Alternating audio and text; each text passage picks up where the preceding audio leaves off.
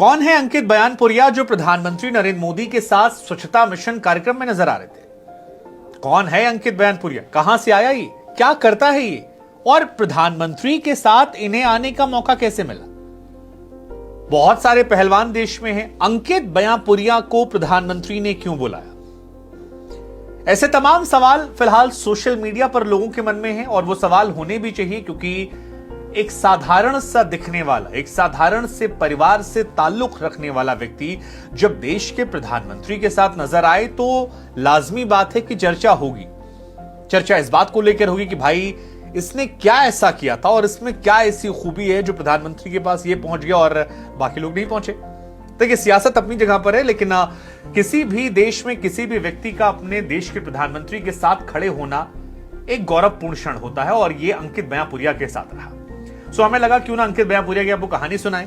अंकित बयानपुरिया जो हैं एक फिटनेस ट्रेनर हैं और खास बात यह है कि मिट्टी में कुश्ती लड़ते हैं। यहां पर लेबर का काम भी कर चुके हैं, डिलीवरी बॉय भी बन चुके हैं। प्रेरणा जो है गांव के ही एक व्यक्ति से ली थी, फिर टूटे बिखरे, फिर खड़े हुए, फिर सब कुछ आए और दूध दही से बने हुए मजबूत व्यक्ति है। सो जिसे कहते हैं ना कि भारत गांवों में बसता है, तो ये उस गांव का पहलवान है जिसने दूध दही और रबड़ी खाकर अपने आप को मजबूत किया और फिर छा। अब अंकित बयानपुरिया जो है पहली बार चर्चा में तब आए थे जब 75 डेज चैलेंज लेकर आए थे और वहां से काफी चर्चा में आए। इनका ताल्लुक जो है वो उसी हरियाणा से है जहां पर पहलवानों की मानो एक तरीके से खदान है, एक से बढ़कर एक पहलवान जो है वहां से निकलते हैं।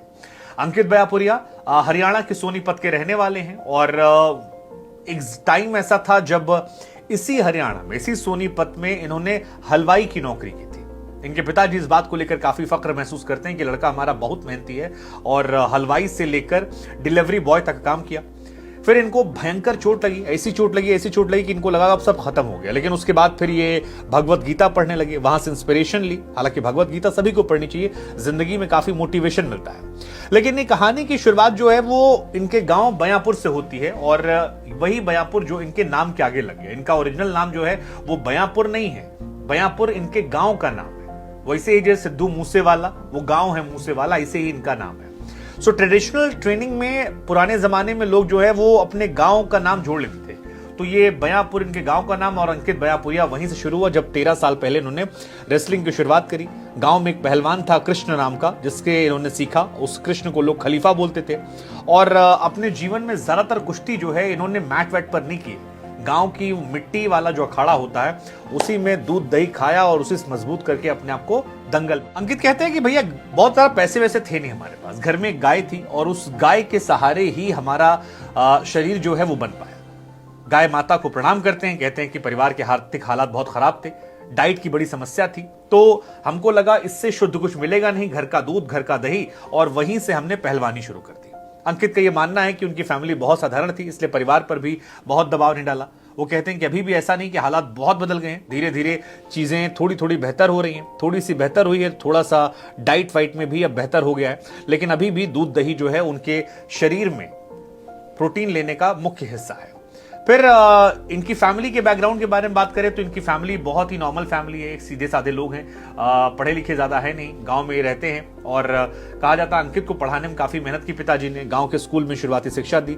पापा चाहते थे कि लड़का चाहे जो करे, लेकिन जो भी करना है वो पढ़ लिख कर करे, तो इन्होंने शुरुआत में पढ़ाई लिखाई की, सब कुछ किया। पहलवानी की जिंदगी अच्छी चल रही थी, लेकिन 2022 में गांव में पहलवानी करते समय इनको चोट लग गई और वहां से ने करियर में काफी कुछ रहा। कहते हैं मन टूट गया, हालत खराब हो गई। इसके बाद श्रीमद् भगवत गीता इन्होंने पढ़नी शुरू करी और इन्होंने कहा कि 75 डेज चैलेंज जो है वो कोई फिजिकल चैलेंज नहीं है, बल्कि मेंटल चैलेंज है। ऐसा मेंटल चैलेंज जिससे आप श्रीमद् भगवत गीता पढ़ते हैं तो आपको जीवन जीने के बारे में पता लगता है, जीवन की परेशानियों से उबरने का तरीका समझ में। अंकित बयानपुरिया कहते हैं कि भैया मेरी लास्ट इंजरी के बाद से हालत जो है काफी बिगड़ गई।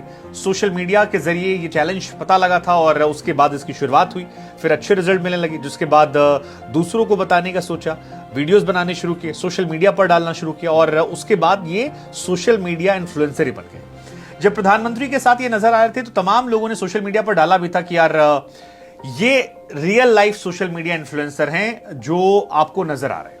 Otherwise real life social media influencer अब कहां वही सब नाचना गाना चलता रहता है। तो ये उसमें देसी इन्फ्लुएंसर, क्वालिटी वाले इन्फ्लुएंसर हैं जिनसे आप कुछ सीख सकते हैं और काफी लोग इनकी तारीफ कर रहे थे। हालांकि हर तरह के इन्फ्लुएंसर अपनी अपनी दुनिया में अपना अच्छा काम कर रहे हैं, लेकिन इनकी कहानी क्योंकि मिट्टी से जुड़ी हुई, शायद लोग ज्यादा भावनात्मक तौर पर देख रहे हैं। पिता भी कहते हैं कि लड़का बहुत मेहनती है, घरेलू काम किया, पढ़ाई में कहीं फेल नहीं हुआ, चाहे जहां नौकरी की इसने हम लोग के लिए, चाहे हलवाई बना, चाहे जिम में जॉब करी, डिलीवरी बॉय में काम किया या किसी प्राइवेट कंपनी में काम किया, हर जगह इसने मेहनत की। हमारे भट्टा है उस पर भी इसने काम किया और धीरे धीरे जब इसने काम किया, नाम कमाया, तो लोगों से इन्वॉल्व हुआ। अब वो लोग भी कह रहे हैं कि यार थोड़ा पैसा वैसा आने लगा है तो अच्छी खुशी हमें कि मजबूत हो रहा है। गांव में जैसे तैसे कंकड़ पत्थर बांधकर पेड़ से मेहनत करता है और अब अंकित को देखकर लोग इंस्पायर हो रहे हैं। वो कह रहे हैं प्रधानमंत्री के पास गए तो काफी खुशी हमें हुई, ऐसे अच्छा है, गांव देहात के लोगों का टैलेंट बाहर निकल रहा है। हमको भी लगा अंकित के बारे में आपको कहानी सुनाते हैं, बताते हैं कौन है अंकित और क्यों ये फेमस हो गए। कैसी लगी कहानी आपको?